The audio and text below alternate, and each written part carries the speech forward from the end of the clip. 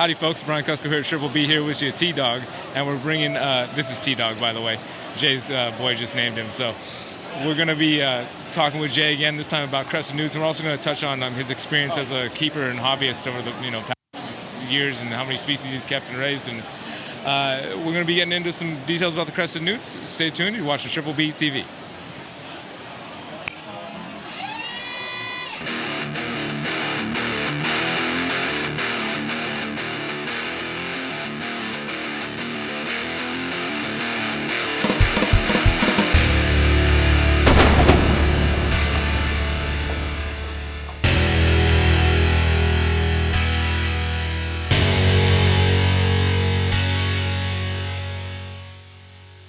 All right, Jay, we're back. All right. So the first time I met you was at the Reptile Super Show. Does he have a name? If you want to give him it, he doesn't have one yet. Do you have a name?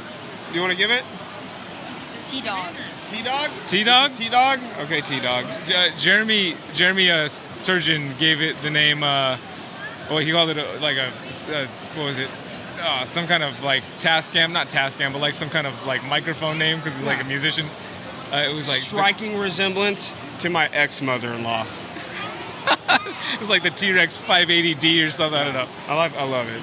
I'm down with T-Dog too. Yeah, T-Dog 580D, same thing. So the first time I met you was here at the Reptile Super Show, and I was wandering by. Yeah, and you had a couple of hellbenders on the table, which is just like, as a kid that grew up catching salamanders and stuff like that. I was like, wow, what is this? And so we're back here kind of in that realm with newts. Okay.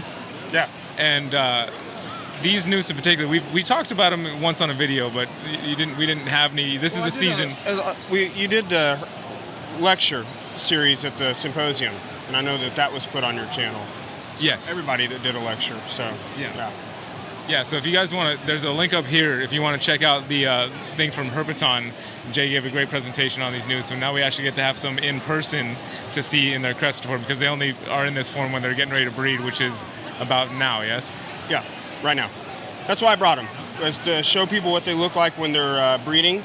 I don't have a lot of babies right now because they are breeding right now, but it's I don't know in my lifetime, other than my personal collection, I've never seen a cresting male newt on display anywhere, let alone like 7 species.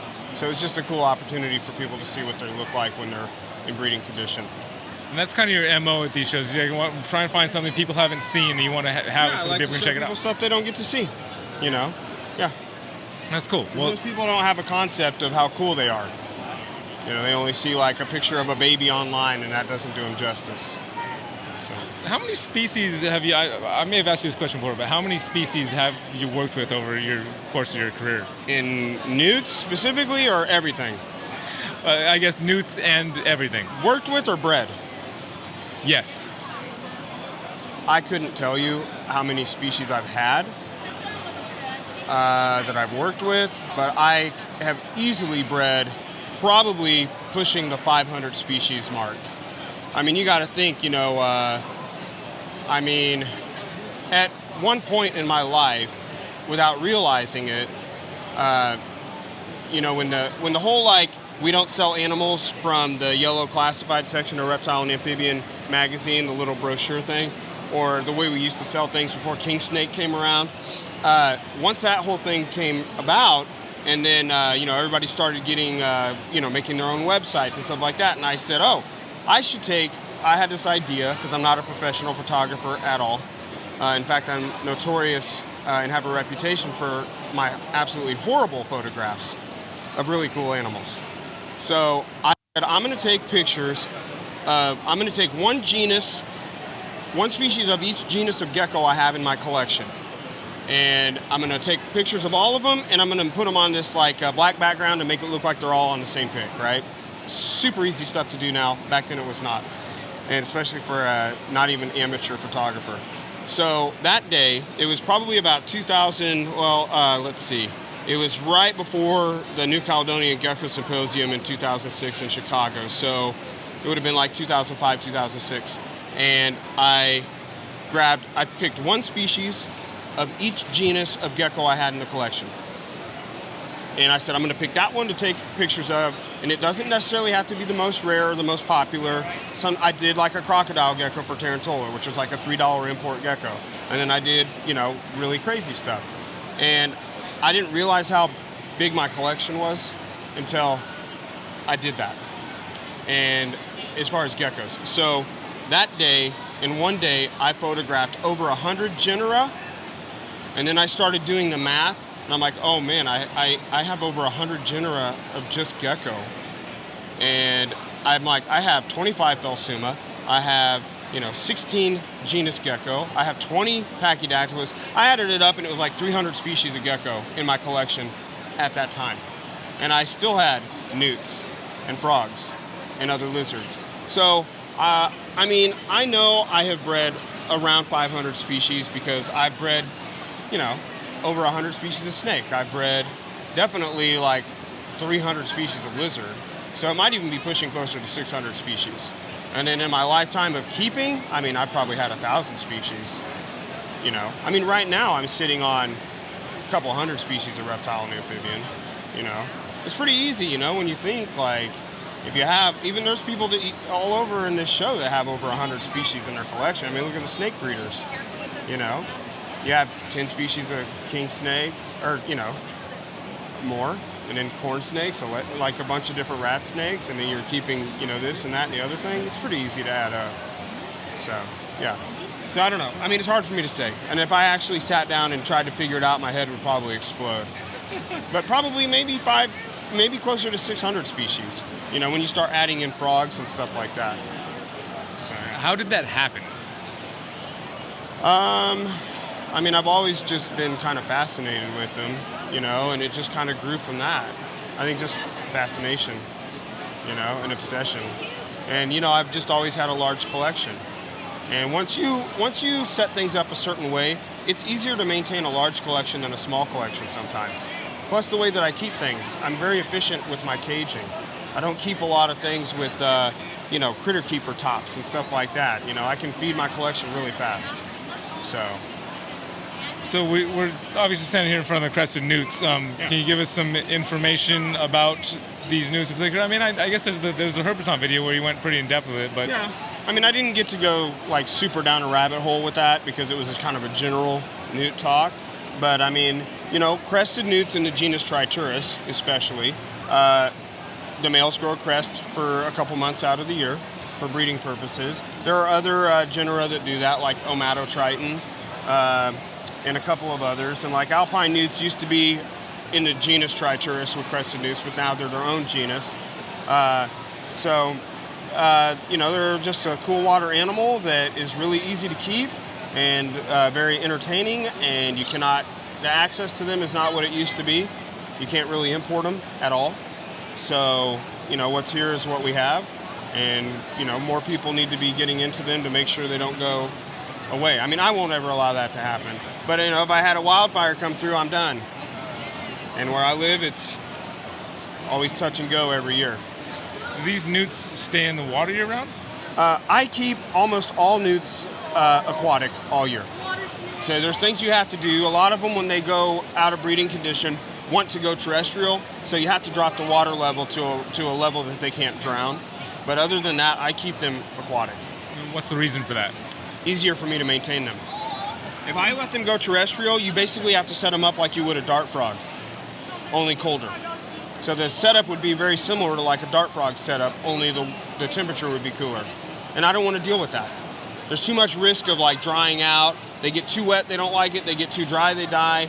I'd have to start feeding them crickets and start like chopping up night crawlers and stuff, and I don't want to do all that. It's just easier for me to maintain them aquatic.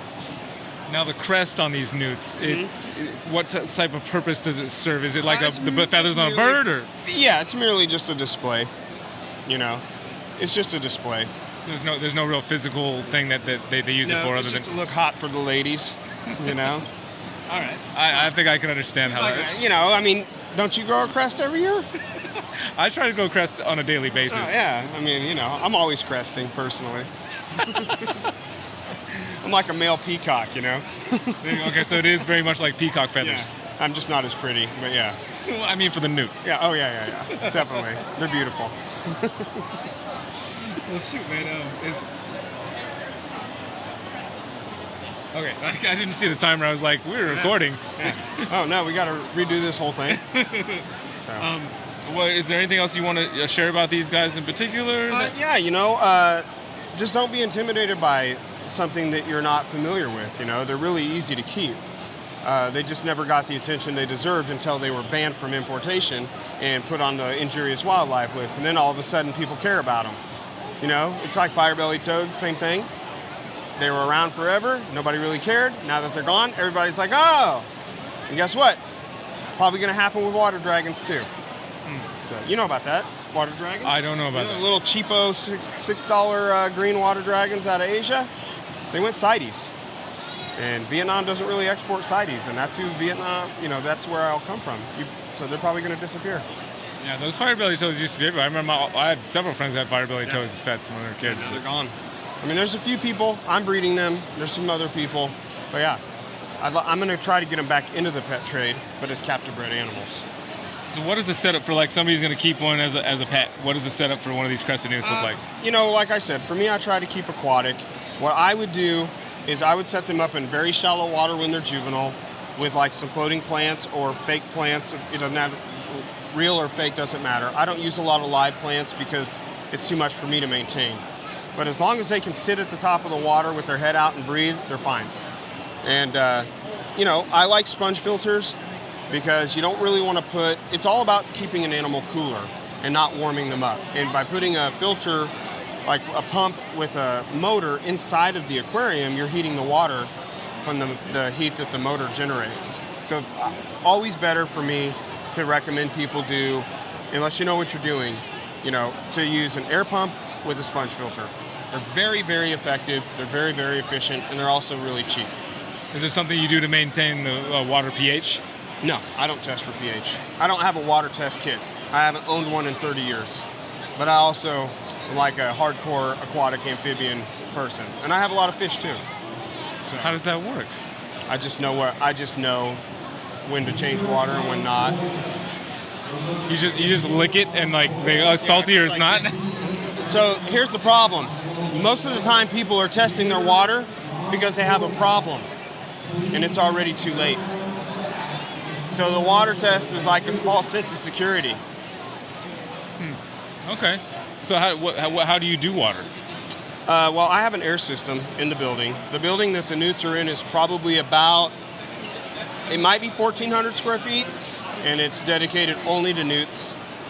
And there's an air system that runs air to every aquarium, which is about 250 aquariums, and I run sponge filters in all of them. Okay. Yeah. And just the filters keep it at that right pH.